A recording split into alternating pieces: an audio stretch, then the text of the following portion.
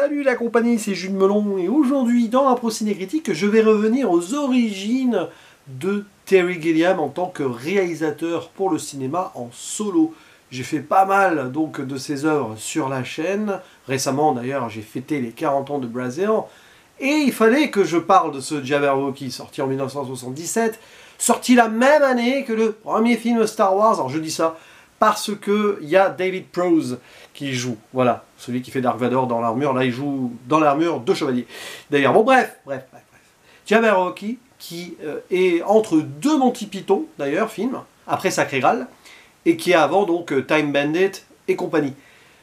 Terry Gilliam s'émancipe ici de sa troupe, donc, mais pas que, car on est dans le même style, c'est une sorte de comédie historique qui se déroule au Moyen-Âge, adapté évidemment, si vous connaissez le terme, hein, Jabberwocky, d'un poème, tout simplement, de Lewis Carroll, qui est présent dans De l'autre côté du miroir, la suite d'Alice au pays des merveilles, le poème Jabberwocky, écrit avec une langue un petit peu étonnante, on va dire. On est dans l'absurde, là. Et ça va très bien avec l'humour Terry Gilliam, et donc des Monty Python. Mais il y a aussi une autre façon de faire en sorte qu'on puisse imaginer ce long métrage comme une sorte de Monty Python 1.5 si vous voulez, c'est que le rôle principal a été confié à Michael Palin, qui joue Dennis Cooper, pas Dennis Hopper, hein, rien à voir. Il y a aussi, vite fait, Terry Jones, qui a co-réalisé Sacré Graal avec Terry Gilliam, mais bon, Terry Gilliam, il s'est pas beaucoup occupé de la mise en scène esthétique sur Sacré Graal, et puis c'était surtout, on va dire, pour mettre en exergue des sketchs dans le rythme de l'humour. Là, sur Jabberwocky, vous allez avoir la patte Terry Gilliam. Et oui. Il y a aussi, d'ailleurs, vite fait, Terry Gilliam en personne qui joue un rôle. Mais sinon, à côté de Michael Palin, qui a le rôle principal, vous allez reconnaître, peut-être, si vous connaissez des vieux, on va dire, standards du cinéma ou de la télévision britannique, Max Wall, qui joue le roi Bruno, le questionnable, le discutable, de Questionable en version originale en tout cas. Et d'autres personnalités qu'on peut citer comme Annette Badland qui joue le love interest du personnage principal au début, et la princesse jouée par Deborah Fallender et qui n'a même pas de page Wikipédia, pourtant c'est un rôle très principal ici. Bon, beaucoup de personnalités qu'on peut reconnaître, évidemment, pour quelque chose d'assez déluré, à l'image donc du poème de base de Lewis Carroll, mais quand même adapté sur une histoire qui se tient sur le papier.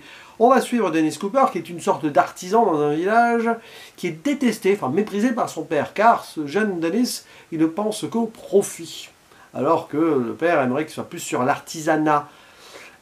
Et du coup, peu avant sa mort, il va le déshériter. Et ce qui est très drôle, parce que c'est de l'humour britannique et tout, donc pour nous français, si on ne parle pas trop l'anglais, c'est pas évident, mais il est tonnelier de son artisanat. Tonnelier en anglais, c'est Cooper. Donc le fait qu'il soit déshérité, c'est fait en sorte que Dennis Cooper ne peut plus être Cooper, et voilà, il perd le nom et le métier de Cooper.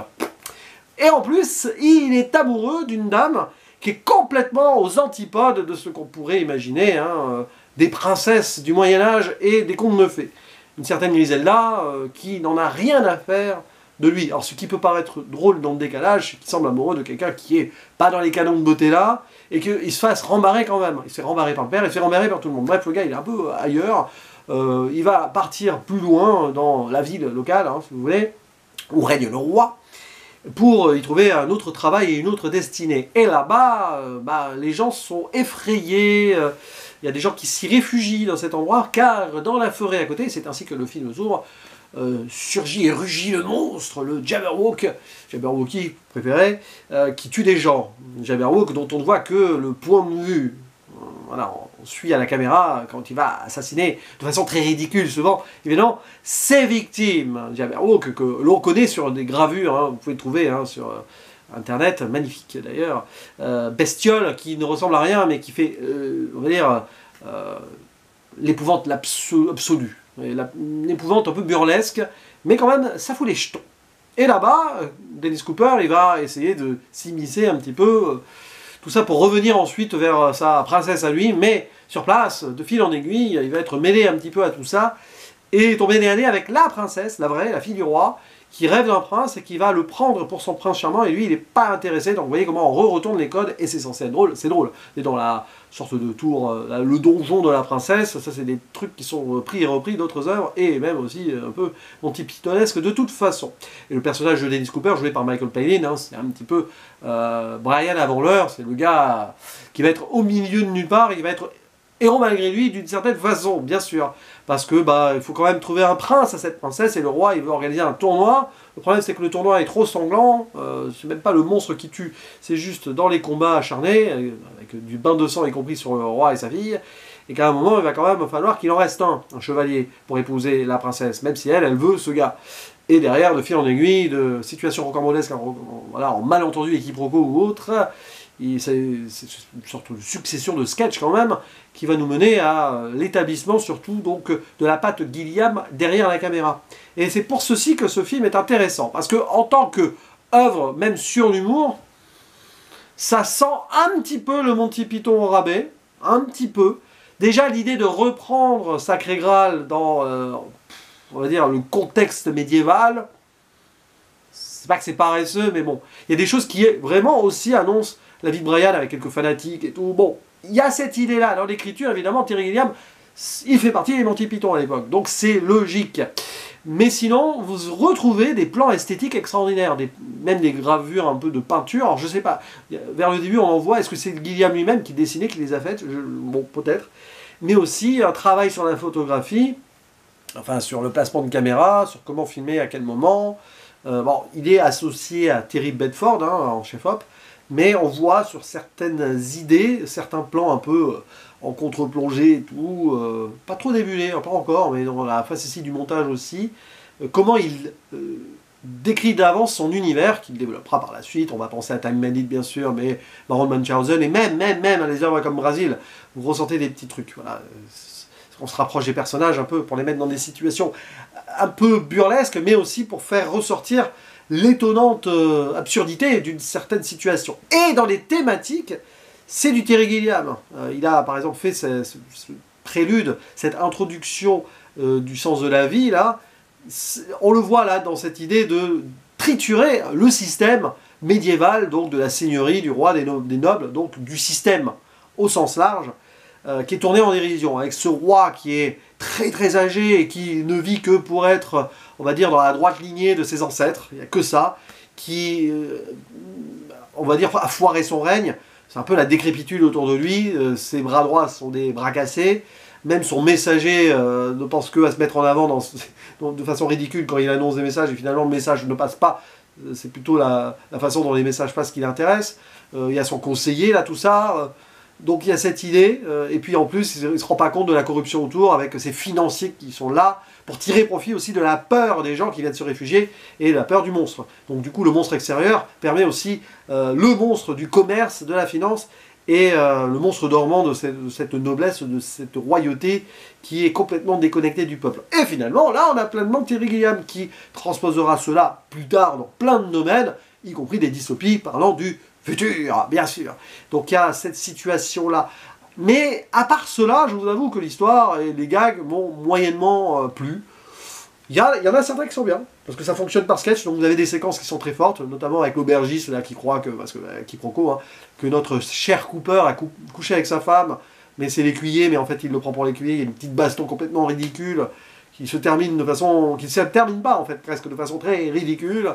Il y a évidemment le tournoi de chevalier qui finit en cache-cache, parce que sinon il ne va plus en rester. Et ce qui est très drôle, c'est qu'ils vont trouver le champion en ne trouvant pas le dernier qui a réussi à se cacher. Vous voyez un petit peu l'idée là, de décalage de l'humour. Et donc c'est très britannique, c'est très Gilliam, c'est très Monty Python. Là oui, il y a des moments extraordinaires.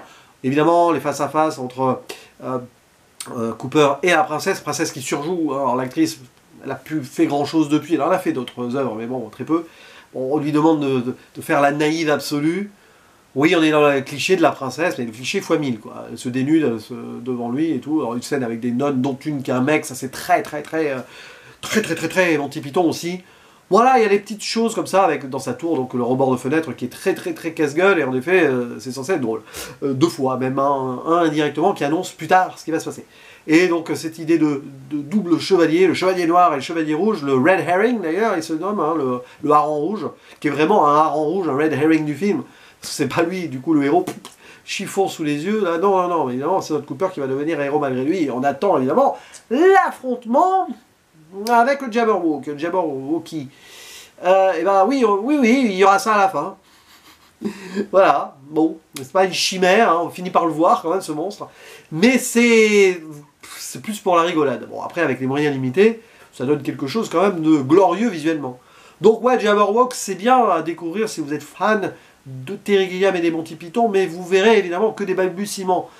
Le problème ayant ici été dans, on va dire, l'idée que Gilliam ait voulu voler de ses propres ailes, en refusant quelques projets d'ailleurs, notamment un film d'animation. D'ailleurs, en parlant de film d'animation, il y a le Jabberwocky de Frank Meyer aussi, qui est très très bien, c'est un court-métrage, une sorte d'autre chose, hein, c'est du rêve, c'est du Alice, hein, si vous voulez, qui est disponible sur YouTube, sorti en 71, hein, je crois, ouais, c'est ça, mais qui est très très bien, mais qui n'a rien à voir. Mais voilà, le fait qu'il y ait eu Sacré Graal avant, du coup, ça pèse sur le Jabberwocky. Et que oui, c'est intéressant de voir comment il met en scène. C'est-à-dire que tu as l'impression qu'il prend cette œuvre pour faire ce qu'il veut et expérimenter sur donc, sa façon dont il tient une caméra et il fait ses séquences, etc. Donc, ma foi, ça se vaut pour ça. Sur le reste, évidemment, c'est pas le meilleur Terry Gilliam que j'ai vu, loin de là. Ouais, bon, on va pas quantifier et tout, peu importe. Ce qui est intéressant, c'est de constater cela dans les thématiques, dans la façon donc, de mettre en image que oui, on a du Gilliam. Et il s'émancipe pas tout à fait encore des Monty Python. De toute façon, il a pris un casting, Michael Palin, hein, voilà. Et petite anecdote d'ailleurs, je crois que c'est aux États-Unis, dans certains endroits aux États-Unis, il est sorti sous le nom de Monty Python's Jabberwocky. Ouais, et ça n'a pas plu à Gilliam du tout. Hein, il y a eu quelques petites remontrances quasi judiciaires, hein, je crois. C'est dire. Ben oui, mais parce qu'il fallait le vendre, et en effet, on pouvait le vendre comme un Monty Python, vu comme ça. Hein, bon. Mais en tout cas, ça vaut le coup quand même sur certains points. Donc n'hésitez pas à dire en commentaire ce que vous pensez de ce Jabberwocky. Je m'excuse un petit peu pour cette vidéo un petit peu échevelée. Bon, à l'image du film, vous allez me dire. Hein. Mais d'une, je suis très fatigué. Et deux, il fait très chaud. Bon, voilà, mais c'est toujours un plaisir de parler de cinéma, quelles que soient les conditions, en un procédé critique. Allez, à vous la parole. Il ne me reste plus qu'à vous dire à la prochaine. Ciao.